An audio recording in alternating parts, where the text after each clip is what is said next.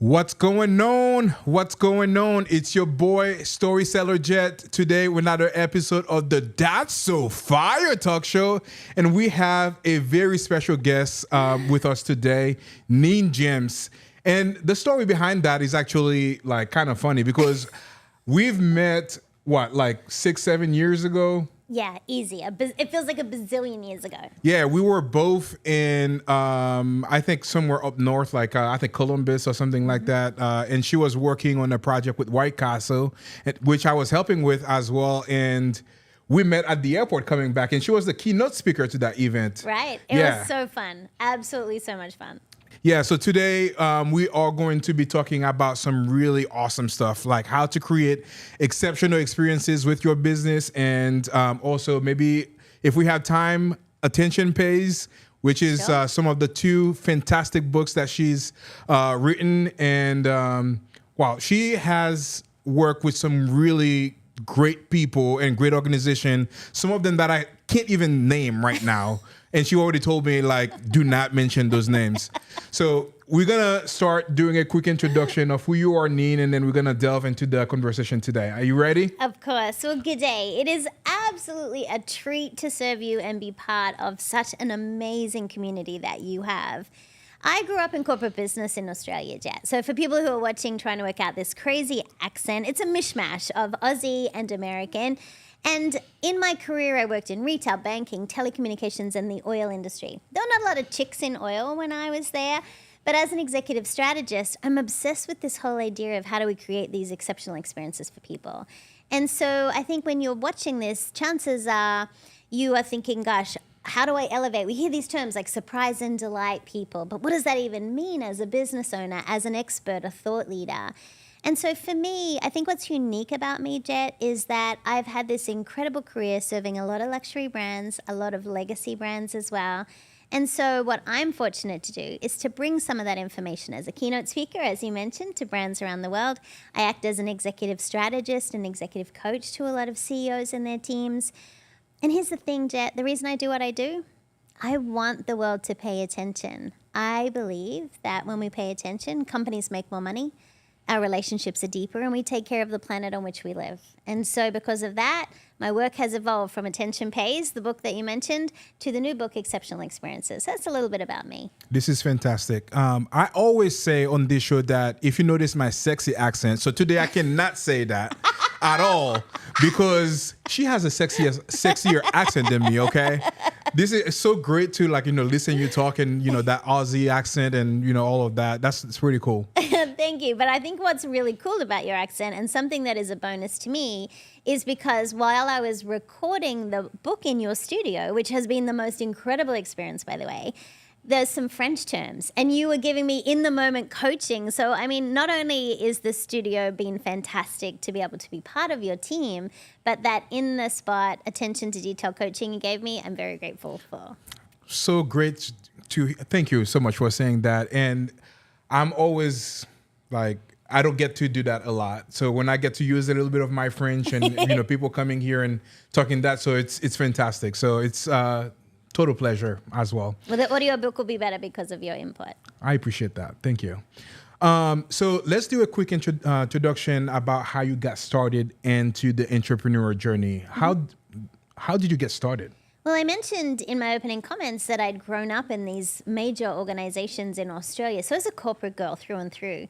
And then I was often the girl who was tapped to do the all hands update or speak to the board or give an update or lead a project. So I found myself often in front of audiences, which I loved, by the way.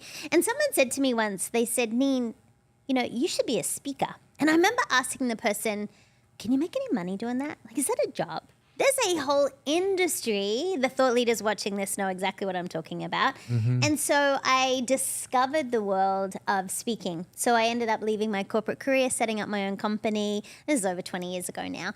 I mean, I know I sound like I'm 10, but let's just add a whole lot of zeros to that. So what I did then was I thought, okay, knowing what I know, I was always being asked to speak at best practice conferences. I was always being asked to lead projects and for my advice and coaching. And so I created my company then, leaving my corporate career. And so, look, I went from having Sydney City, Harbour View. We had secretaries back then. That's how old I am. I had the car space, the expense account, like all the trappings of an amazing corporate career.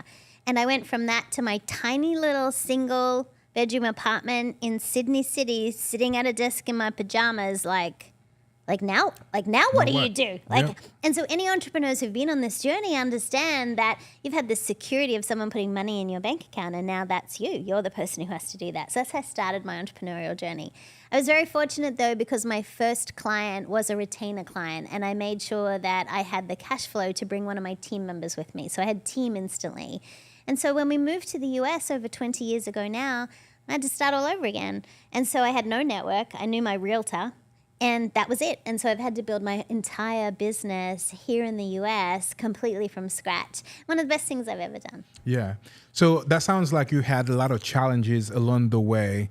Can you share how you navigated those challenges and how you solved those challenges to like coming? That was for me too. Coming from another country to here, not having so many different connections. And like for me too, like I used to live in Ohio. Okay. Moving to the Tampa Bay area was completely new to me. It was just me and my wife. Right. So we had to kind of meet new people, make new connections, and building a business from scratch.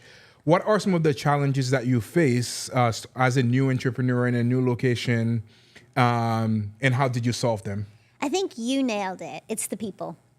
Right. So whether you moved cities, whether you move companies, whether you move your kids from one school to the next, the reality is it's always about the human connection. And so for me, the challenge was I knew nobody. I literally had to start from scratch. And I remember what I did the first day we were in our home. I didn't even have all of our furniture, but I did have a suitcase.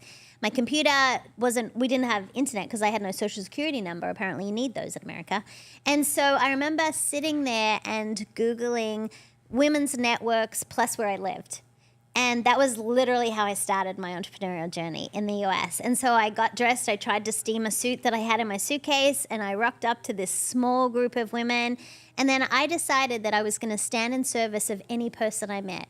So as soon as I met someone, my philosophy was, who can I connect them to? Now understand, I knew my realtor. She is literally the only person that I know. So I started introducing her to people. And so I had this process. My challenge was I knew nobody. I had a lovely network in Australia and I had a great reputation in Australia. But when you move to a new location or you start a new company, people don't know that's what you offer. So for me, the challenge was building a network and quickly. And so I took some fairly high profile roles. I volunteered, I served on boards. I immersed myself in the Chamber of Commerce. I'd never even been in a Chamber of Commerce before. So what I did was networked. And so what I found was as soon as I met someone, I'd think, how can I stand in service of this person? Who do I know? Who do they need to know? Oh, let me make that connection. And so that's how I overcame that challenge. And now people will say to me, who do you know in this? Who do you know here? Who do you know there? And that's a real privilege. One of the greatest compliments I got, Jet, when I first moved here was, you know more people here like in the last year than I've known for like living here for 30 years. So really? Yeah. So wow. I'm very focused on being able to make sure the community that I know also knows the other people. And so think about that. Like even this morning, I was able to recommend you because of the experience I had here to someone who's going to have a huge benefit of working with you. That's what I think is important, is that we as entrepreneurs or leaders in our organization connect people as much as we can. Yeah, and absolutely. Yeah, thank you for that recommendation as well. Greatly appreciated. But when you lead with value and kind of try to help other people, it tends to come back to you tenfold. For sure. Yeah, we have not spent a single dollar on marketing. We have been so fortunate, and I say we, my team is tiny. Please don't be impressed by that.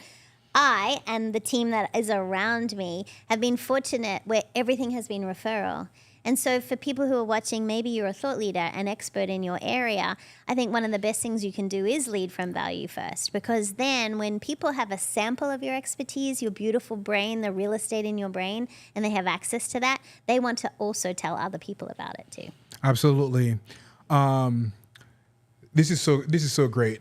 So you have a very small team, mighty team, yes. And you've been able to do so many great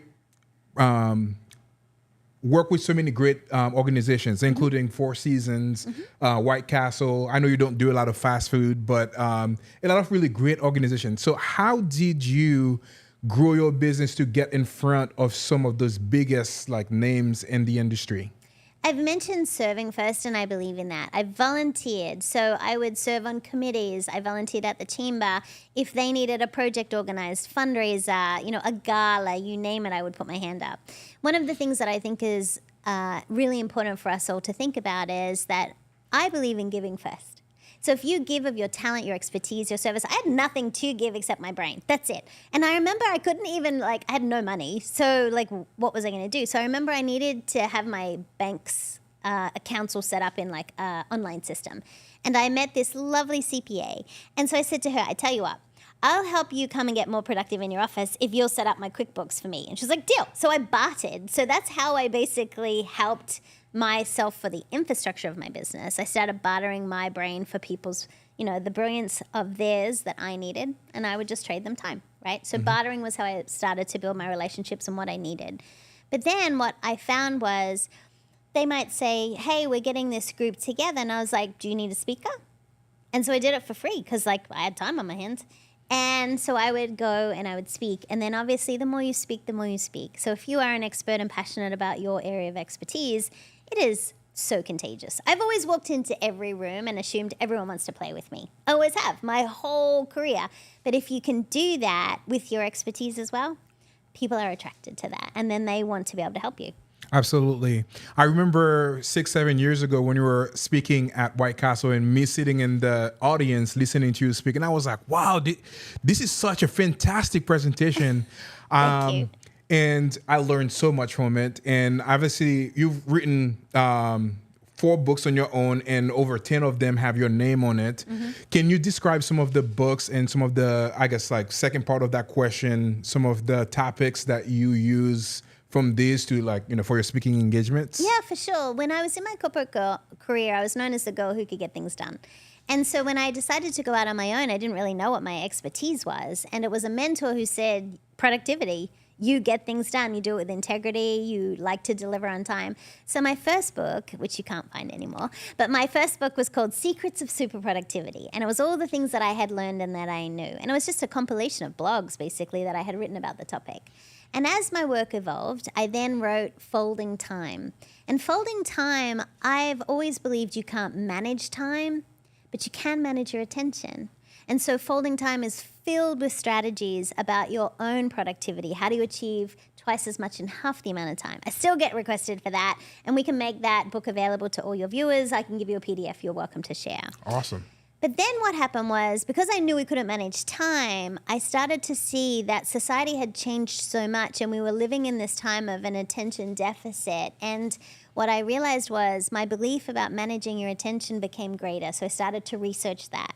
I interviewed hundreds of CEOs, and as a result of that, I published the book Attention Pays, because I do believe that it is intention that makes attention valuable. So I've always had this mission in my life that I want everyone to feel seen and heard. It's something that's really core to my being. And as my work in attention evolved and I started working with so many luxury brands who are the epitome of attention and human connection, I realized that those brands were teaching me all these great luxury lessons. And so I've always believed luxury is a mindset. And while I come from very humble beginnings, I do not come from a wealthy background. I did not get born with a silver spoon in my mouth. I started to think, okay, well, luxury, everyone deserves luxury every day, right? So luxury is a mindset. So I went out to find a research study on that, Jet. And wouldn't you know, there's not one single study. Yeah. It's not so. There's plenty of studies on how does luxury make you feel, but nothing on how do you think about luxury. I wanted to know, how does that affect your purchasing decisions? How does that influence your confidence, your professional development? Who makes the decisions? How long does it take to make decisions? And because I consult so many CEOs, I thought I need some evidence. So I did a research study, the only one of its kind. And that is how it has evolved into the new book, Exceptional Experiences. And so the body of work has evolved from productivity and focus to attention now, absolutely, to connection and exceptional experiences. I love this. And I cannot wait to delve really deep on the book, Exceptional Experiences. And it's been such a pleasure working with you. recording the audiobook on Fun. Monday, and then we're gonna do another session today. And I've learned so much just sitting and running the teleprompter, and can't wait to talk more about that. Now let's go back a little bit. What are some of the tips that you would give to somebody as it relates to productivity? So one of the things that I think is happening right now is we're overwhelmed, we're overstressed, we're overtired, we're overstimulated. So we're suffering from this over trilogy is what I call it. And so I think what has happened is we're constantly connected to our devices. So we're connected 24/7 and we've never felt more disconnected in our life. And in our world, our digital world with AI, which I'm a fan of, I think people are craving analog human connection. So when it comes to productivity, one of the things I think we need to think about is, while you cannot eliminate all the distractions, that's not our reality, right? Because we live in a global world when we're connected all the time. I think what you have to be able to do is just think of time really differently. For example, I believe the sweetest amount of time is 15 minutes. I think you can conquer the world in 15 minutes. And what I want to encourage our viewers to think about and those listening to you is say, just give me 15 minutes in the morning, and here's what I'd like you to do. I'd like you to identify your top 3 not negotiable activities. So before your head hits the pillow tonight, what are 3 things you must get done? Because these are the things that are going to help you move your business forward or share your intellectual property or help drive the results you want. What I think happens is we have this constant to-do list in our head. We wake up with a to-do list, we go to bed with a to-do list, and I'm just asking you to identify 3 things. A strategic appointment with yourself. What I'd love you to start thinking about is look at time differently. You might hear people say like, oh, I don't have time. Well, that's not true. Because you and I, we get 1,440 minutes in a day. We both get the same amount of time. We might choose to spend our time differently. But when someone says to you, I don't have time, they're saying, I don't have time for you. And that's not making people feel seen and valued. And so what I'd rather you say is, I didn't choose to spend time on that. So much more liberating. Don't say that to your boss. That's never a good idea, right? Or your investors. I think from a productivity point of view, I would think about doing less, not more. Really getting very clear on what are your highest priorities. I sort of think like when you go on a road trip. So when you're driving somewhere, and then you go to pack the boot of the car, what do they call it? The trunk of the car, right? So the thing at the back, right? You know what I'm talking about. You have all these suitcases on the sidewalk, and you and your wife, you might be thinking, okay, what goes in first? Well, generally, the large luggage goes in first, right? Mm-hmm. And then you smush in all the kids' toys and everything around it, correct? Absolutely. Right. So our day is like a road trip. We need to ensure that the large luggage items go in first. But too often, people are just trying to cross things off a list, and they're not actually getting to those highest priorities. So from a productivity point of view, I would invite you to consider what's your top 3 things you need to do today. Absolutely. I love that advice. And it's actually a really great reminder, because there's a book that I was reading, and that is basically kind of presented it exactly kind of like this. It starts like, hey, take 80%, the 80-20 rule. For sure. And then take 80%, 20 rules of that 80% 20 rule until you get to one item. Mm-hmm. That one thing. Yeah, the one thing. So fantastic that you shared that. So thank you for sharing that. Now let's talk a little bit about Attention Pace, like another book that you created. And I went to Amazon and I was like looking at all the fantastic books that you've had, and this one stood out to me like perfect, because that's what we are in. Like attention is probably one of the most important things right now in the world. So can you talk to me about that book specifically? What does it? I think everyone wants your attention. Not everybody deserves your attention. And we're living in this, let's talk about the over trilogy, with all of this distraction that's around us. We really need to think about our attention differently. I think we want to pay attention, but we don't know how.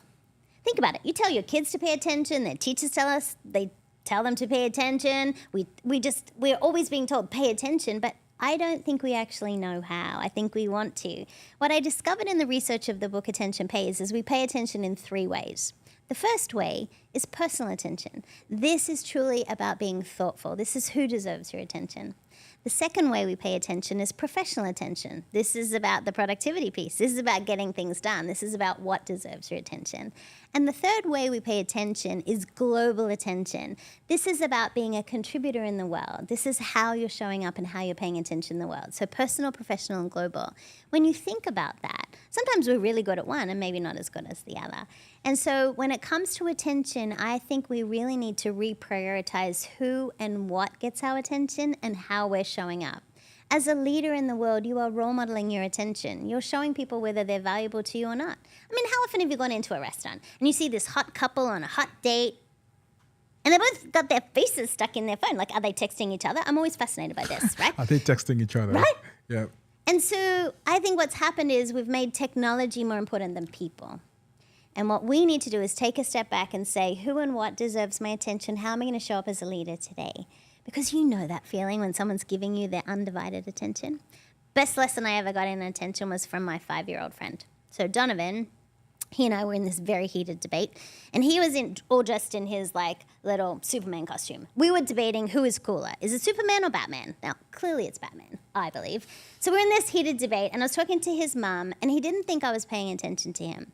He kept asking me questions. I was answering them, but he got so mad. He got so mad at me, Jet. He climbed into my lap. He grabbed my face in his tiny little hands, and he said, Neen, listen with your eyes. 5 years old. But it took a 5-year-old to remind me we don't just listen with our ears. Mm-hmm. We listen with our eyes, we listen with our heart, we listen with our soul. And I think Donovan's advice is powerful for all of us, is that if we truly want to show up in the world and serve in the best way, we need to listen with our eyes. Fantastic advice. Now let's talk about your now beautiful book that is going to be released in October, October 14th, that's right. October 14th. So can you talk to me a little bit about exceptional experiences and what that book will teach people? I can. Often with experiences, we hear all of these terms, right? Surprise and delight. And that all sounds great. But how?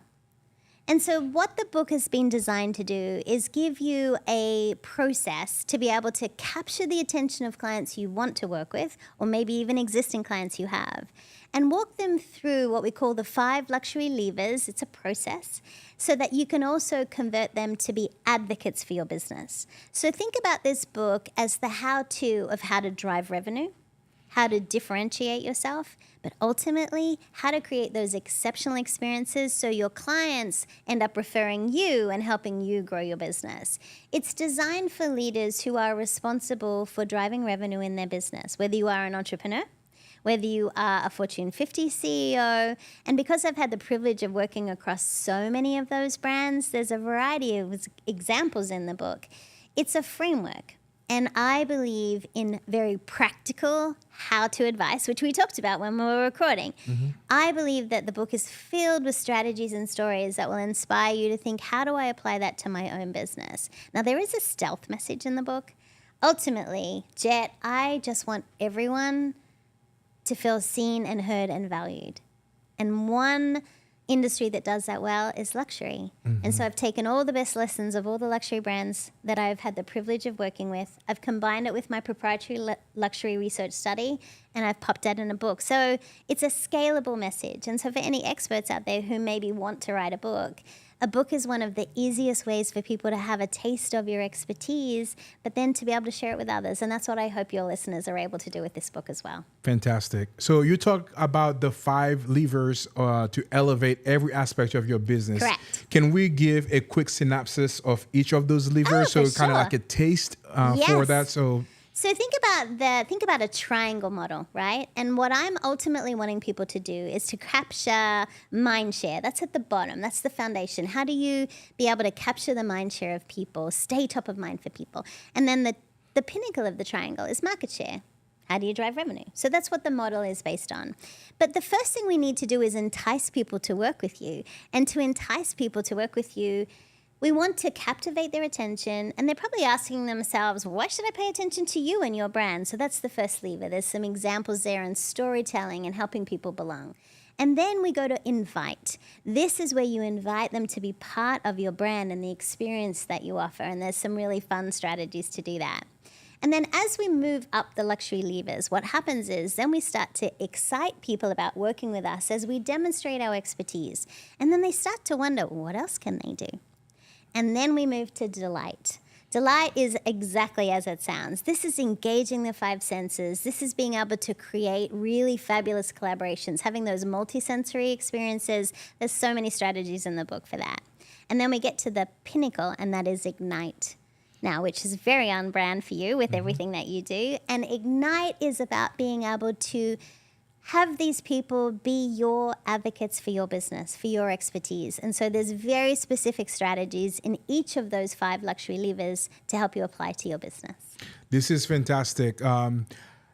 There are some really great strategies that you've shared in the book, and I cannot wait for us to maybe share one of them I have in particular in mind. But what are some of the things that people can do like today to make sure that when the client comes to their businesses that they have an exceptional experience? You know, there's one that's always overlooked. In the early 1900s, there was a book written by a fabulous gentleman by the name of Dale Carnegie.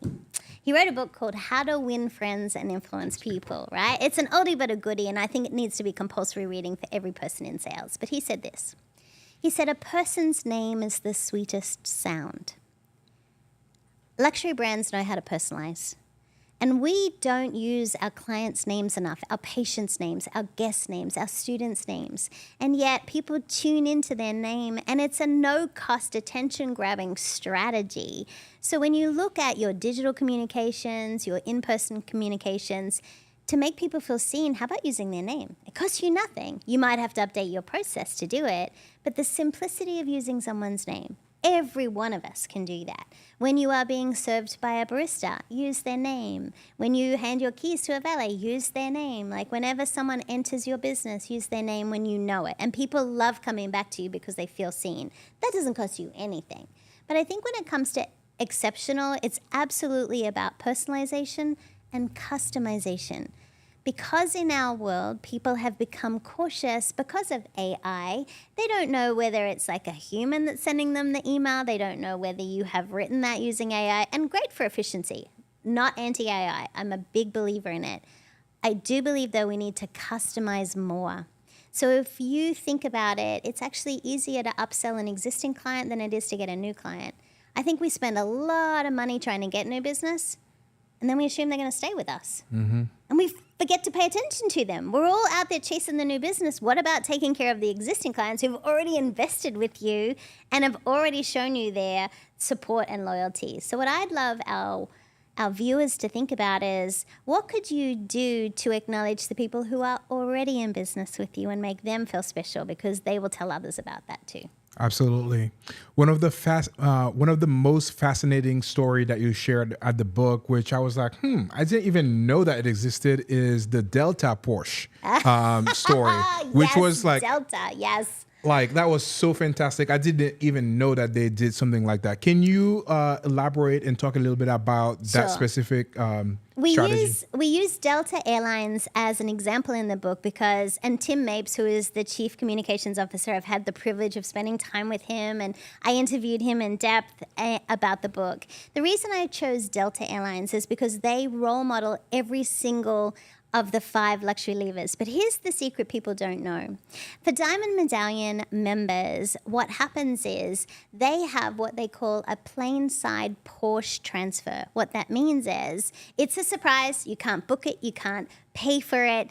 But say, for example, we're traveling. I might have a tight connection. And as a Diamond Medallion member, I would get a text that says, we're going to meet you plane side. And if you want to bring a friend, you can. And so you walk down the stairs of the plane. The Porsche will take you to the gate you need to be, so you're plane side again. And it is such a fun thing that they do. What Delta is often looking at is personalization and customization, another reason why I chose them for the book. And so this Porsche transfer is one, you see it on social media. Now that I've told you about it, you're going to see it more and more. It's pretty cool. Yeah, I've never heard of it before. That caught me by surprise. And I was like, that is fantastic. That is some service over here. And you're like, I want that. Yeah, 100%. Yeah. In the book, you talk about the 4 luxury mindset. Can you elaborate a little bit on those as well for me? Yeah, I've always believed luxury is a mindset. You heard me say that earlier. And when I did a research study in it, I was wrong. There's not one luxury mindset, there are 4. And here's what we discovered. At a high level, the 4 luxury mindsets, it's that they see and experience luxury very differently. For example, the first, the reluctant and the removed, they think luxury is hard. They don't think brands understand them. And so it's not they can't enjoy luxury, they're just too busy. They're overwhelmed. That's the reluctant and removed.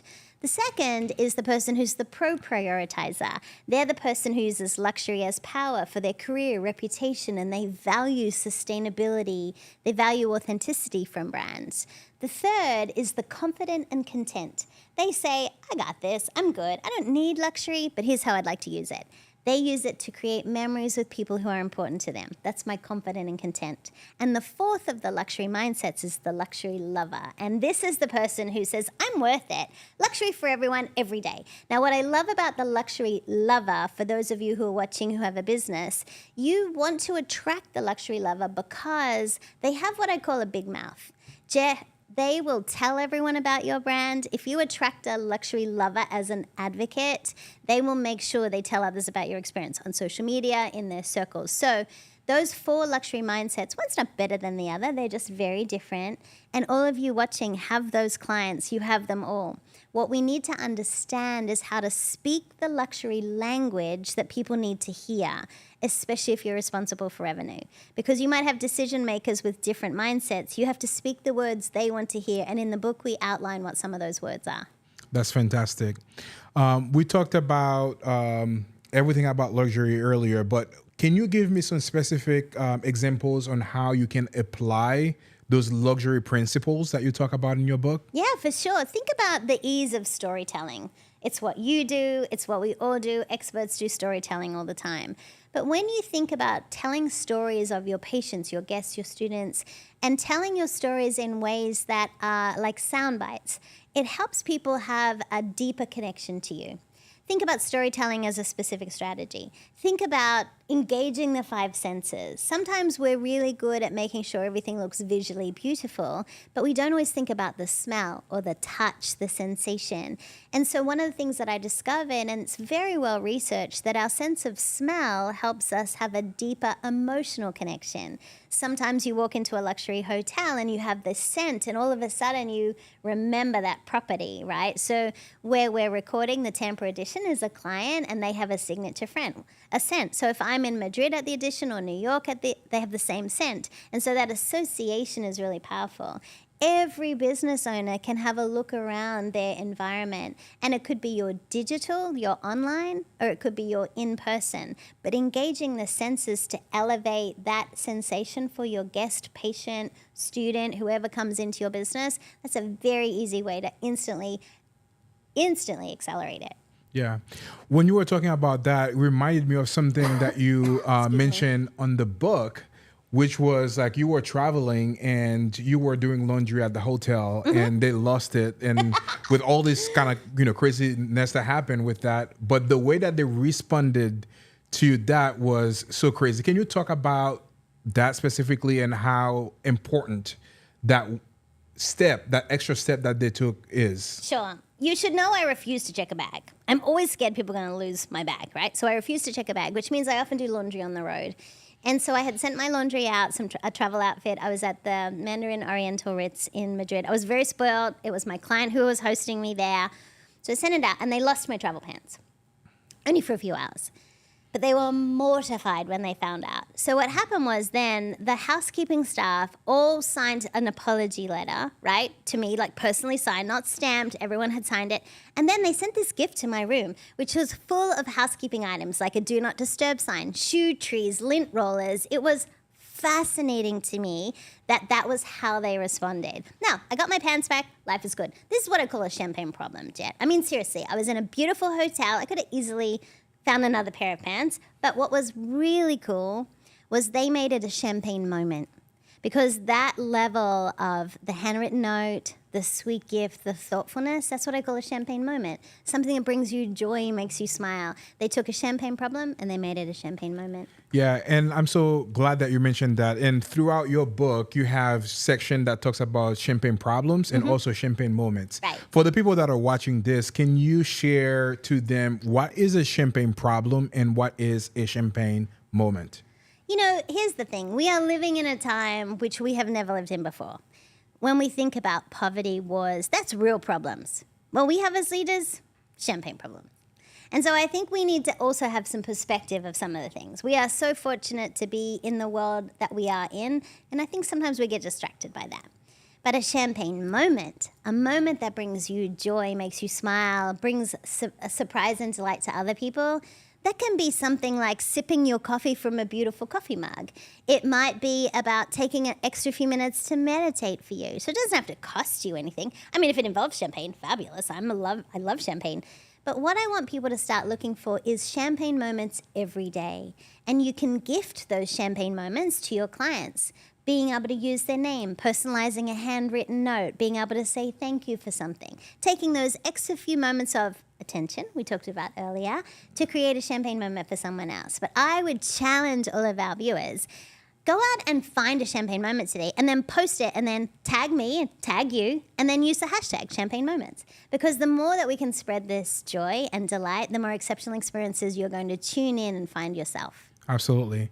I would love to take this back a little bit because I know the behind story of where that, champagne thing kind of got started. You shared that fascinating story of that person that kind of created, that inspired you for that. Can you talk about that a little bit? Yeah, I was raised by a single mom in Australia, and I was always fascinated with bold women who could do great things in the world. There's this one woman, and she had a French accent, sounded so powerful to me. And what was fascinating about her was she became a widow very young with a 5-year-old daughter, and she inherited her husband's business. And so at the time, she thought, well, what do I do with this? And she was tenacious, maybe someone would say stubborn. She was a force of nature, never took no for an answer. And these are qualities I admire in people. And what she thought about was, how do I create an experience that no one else has? And everyone watching knows who she is. And her name is Barbe Nicole Ponsardin. And if that doesn't ring a bell to you, you've seen her. You've seen her in your hotels, in your grocery stores, because you know her because of the distinct yellow label on the bottle. You know her as Veuve Clicquot because we know that Veuve is the French word for widow. So Madame Clicquot, as she is known, is one of my greatest inspirations because she is someone who, despite everything, Napoleon's creating chaos around her with the wars, she's raising a 5-year-old daughter. She had to break all the gender barriers. She had to do things that had never been done before. And it is her that saved the champagne industry. I don't know if people realize this, but she's the reason we have champagne today. Fantastic. That is such a great story. And I learned so much from your book, reading, and I cannot wait to buy it too. So now for the people that are watching this too, a lot of them are coaches, aspiring speakers, and doing all of that. What is your advice for somebody that wants to go out there and use their talents to teach other people and, doing public speaking? I've been doing this a long, long time. But the more you speak, the more you speak. So I believe when you're starting, you get the reps. You speak for anyone or anything, just do it. And so I would suggest that you want to start with your message because the message is what people buy. I think people focus too much on their personal brand when really what I know my clients, the meeting planners who hire me, the bureaus I work with, the corporate clients, they buy the message. The packaging, the branding, that's a bonus. Right? And I'm being paid for my energy on stage. I understand that. But if you're aspiring in this industry, you need a commercial message. You need a message that people feel that would help them, that they want to exchange a value for. So I would start with the more you speak, the more you speak. If you're a coach, I would offer that maybe you want to start piloting your coaching practice Offer to coach a few people you know in exchange for a testimonial. Do it for free. Build up some evidence of your frameworks and your systems, and then start to charge for it. If you are a writer and an aspiring writer, the more you write, the more you write. If you're a writer, you got to write. You can't just think about writing, can't just talk about writing. Speaking is the same. And the more you speak, the better you get. The more you watch audiences that resonate with your message, and then the more that you delve into that. I believe in also creating frameworks, or what I call contextual models.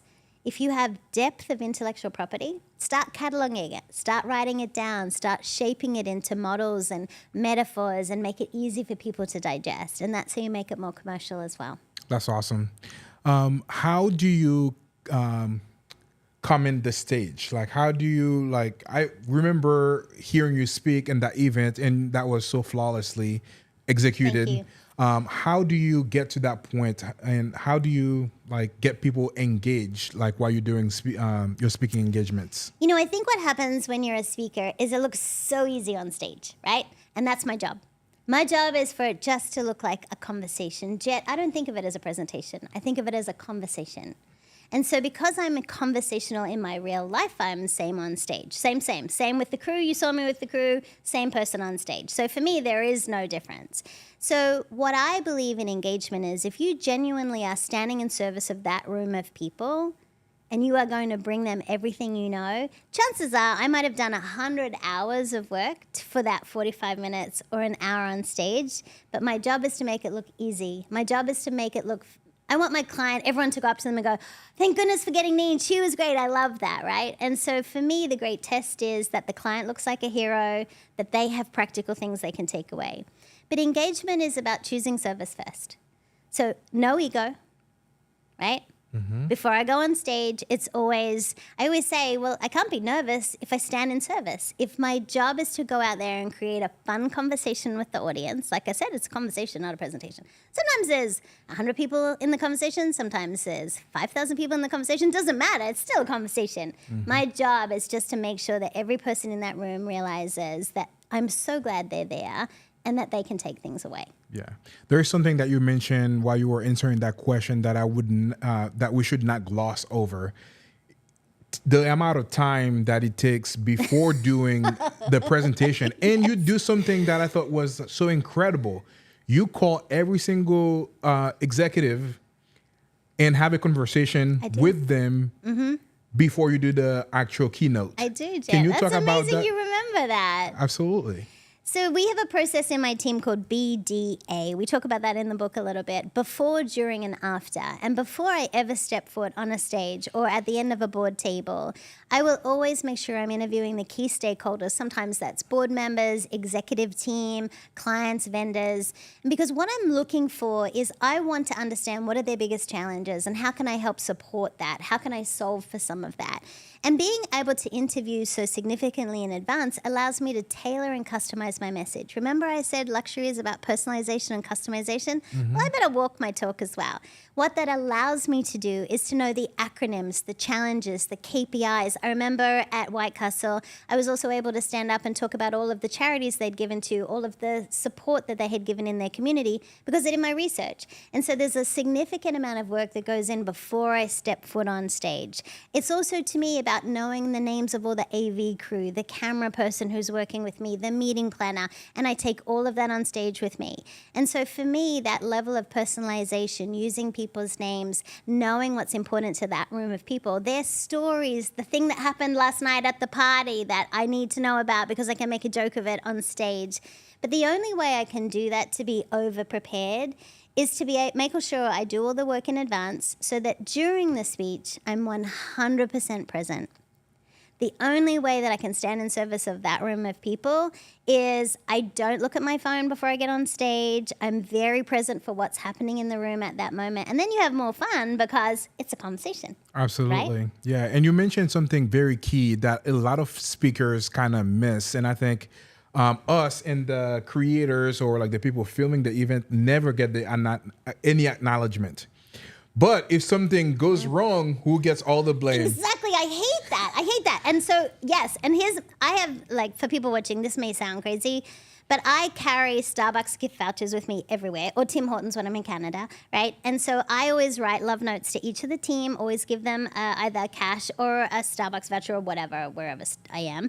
But I make sure too that I have met them all in advance, that I use their names to thank them before and after and during. But here's the other thing that's really fascinating to me is when someone in the crew says, "Oh my God, I loved your keynote." Like, that's the best compliment in the whole world. Ask any professional speaker who's been doing this for a long time, like I have. The crew hear thousands of people in a year, but when one of the crew says you did a good job, best compliment ever. That's awesome. That's the most rewarding thing. I don't know if people know that, but to me, if I can impress the camera person, the person who's producing the event, or the team on the mixing desk, it makes me so happy. That's awesome. I'm so glad that you as a speaker that even think about that, because like me, I've helped people with doing like events and stuff like that. We are the last to get acknowledged, and never taken care of. Like, but you take it even a step further, carrying gift cards with you. That is so fantastic. Yeah, and it's easy for everyone to do, right? But it's also about helping people feel seen and heard. And I believe soundcheck is a vital part of the process, and getting to know the crew and the stage. And they're the ones who are going to make you a success. Mm-hmm. It's the crew. Yeah, absolutely. Right? Yeah. And if the slides don't work or your microphone doesn't work, too bad, so sad. Like, you should be a professional and you should be able to move on. When I see people have tensions over that stuff, I'm like, crazy. That's like amateur. Don't be that person. Yeah. If you had to give the audience an elevator pitch of what the book is about, what would you say? I don't believe in elevator pitches. I mean, how much business gets done in an elevator? Yep. I mean, seriously. Yep. But here's what I would say. If you're looking for a way to help differentiate your brand and the things that you offer in the world, this is going to give you the framework on how to do that. It's a step-by-step guide that you can apply using what I know from luxury so that you can apply it to your business. And folks, that's Exceptional Experiences by Neen James. Thanks, Dad. For the people that might be interested in learning more about the book, and I know the pre-order is available right now on Amazon. Please pre-order it. Yep. How can they find it? And like, I know I just mentioned Amazon, but like, what are some of the ways that some people might be able to get the book? So I believe in really supporting small business. And so I would encourage you to go to bookshop.org and choose your favorite bookstore, your local bookstore, and order directly from them. That would be fantastic. I would love that. Of course, you can use the fabulous Amazon, Barnes & Noble, Target, like all of those places it's available for pre-order. But I would love you to consider supporting your local community as well, especially if you're a small business watching this today. But you can go to neenjames.com and you'll find all of the different links of where you can pre-order the book today. Fantastic. What is your parting advice for anybody watching this video about exceptional experiences or attention pays or anything in general? You know, we have such a privilege to show up as leaders today. I would invite you to ensure that you take a moment to ensure that every person who is with you today feels seen and heard and valued. Awesome. Well, Neen, it was such a pleasure having you on the show. And it's about time for us to start getting ready for the recording of your book, which is fantastic. Super pumped to have you here. And please make sure to pre-order a book. I am definitely going to be doing that as well. So fantastic. And I hope you learned a few things today on today's talk show. There you have it. Let's go, baby. It's fire.